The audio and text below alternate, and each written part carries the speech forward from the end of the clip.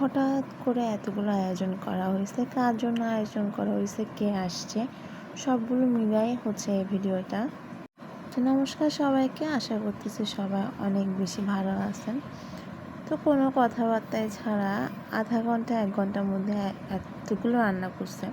আর সবগুলো রান্না কিন্তু আমার মা নিজের হাতে করছে। আমাকে অনেকে বলে যে তুমি রান্না করো না, মেসেজ দেয়। আসলে আমি রান্না করি, আমি মোটামুটি রান্না করতেই পারি না তা না, আমি তোমাদের আশীর্বাদে রান্না পারি। তো এদিকে হচ্ছে আমার মা সবসময় কেন জানি না নিজে রান্না করতে অনেক বেশি পছন্দ করে, আর নিজে রান্না করে সবাইকে খাওয়াতে পছন্দ করে। আর আমার মা কিন্তু আমাদের ওই শিক্ষাটাও দিছে যে নিজে রান্না করে কাকে কীভাবে খাওয়াতে হয়। তো আমরা সবাই মোটামুটি রান্না পারি আর পছন্দও করি। তো কিন্তু মা নিজের হাতে কেউ আসলে কেন জানি না, আমরা হচ্ছে আশেপাশে একটু হেল্প করে দিই, কিন্তু উনি সবটাই নিজের হাতে রান্না করে। এটা হচ্ছে ওনার শখ, যার কারণে উনি করে। তো এদিকে হচ্ছে আলু বরবটি দিয়ে রান্না করা হচ্ছিলো, আর এদিকে হচ্ছে ভাজিটা শেষ। তো ওইদিকে তেলটা যাতে উপরে উঠে না আসে এই জন্য আলাদা করে রাখা হয়েছে। এই যে ফাইনালে আলু দিয়ে বরবটি ভাজি শেষ। ওইদিকে সোয়াবিনের রান্না হয়ে গেছে, ওইটাও আমি তোমাদেরকে দেখাই দিছি।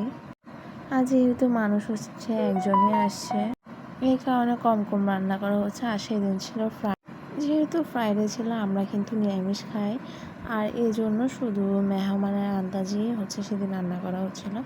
তো এদিকে পেঁয়াজ দিয়ে চিকেনটাও ভাজি করে নিয়েছিলাম। আমি মাঝে মধ্যে একটু একটু গিয়ে হাত নাড়তেছিলাম, এর থেকে বেশি কিছু করতে দেয়নি। ওনার শখ, উনি নিজের হাতেই করে সবাইকে খাওয়াবে। তো এই যে এদিকে দেখো মশলাটাও দিয়ে দিছে।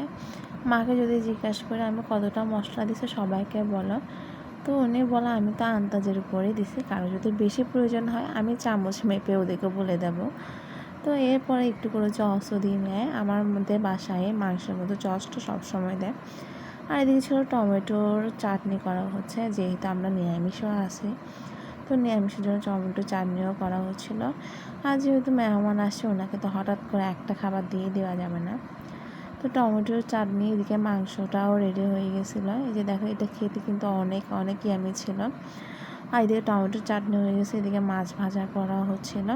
ওইদিকে কিন্তু রূপচাঁদা মাছ রান্না করাও হয়ে গেছে। আর এদিকে রুই মাছটা ভাজি করে নেওয়া হচ্ছিলো। আমি অনেকটা কিন্তু পুড়ে ফেলছিলাম বলতে হচ্ছে আগুনের তাপটা হঠাৎ করে বেড়ে গেছে, গ্যাসটা একটু কম চলতেছিল। আমি খেয়াল করি না, যার কারণে আগুনের তাপ বেড়ে যাওয়ার পরে দেখছি মাছটা একটু একটু বেশি কালো হয়ে গেছিলো বলতে। তো এদিকে হচ্ছে মা যেহেতু সবটা রান্না করছে, আমি বলতেছি দাও এদিকে দাও, আমি একটু করে বেড়ে দিই, আমার কেন জানি না বাড়তে ভালো লাগে।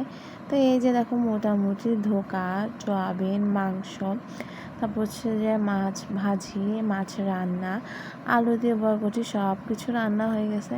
তো আজকে এতটুকু, সবাই ভালো থাকবে।